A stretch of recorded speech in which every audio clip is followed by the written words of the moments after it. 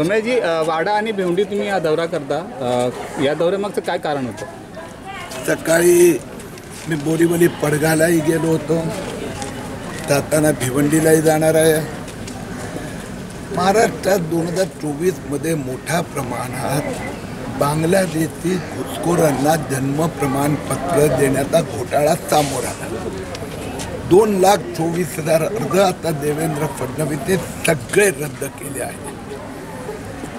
येथेही मी काय ऐकलेले आहेत, काय घुसखोर इथे घुसलेले आहेत, काय असा प्रकाराने खोटे कागदपत्र देऊन जन्म प्रमाणपत्र. मी परवा मालेगावला गेलो होतो, तिथे असे 40 लोकांनी बनावटी कागदाद्वारा प्रमाणपत्र मिळून पासपोर्ट घेतले आणि पळून गेले.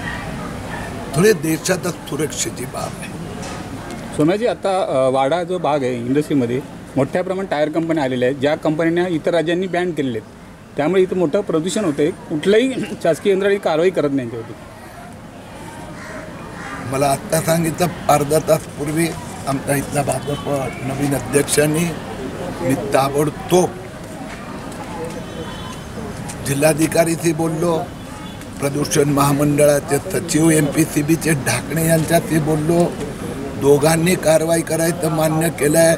48 तासात कारवाई होणार.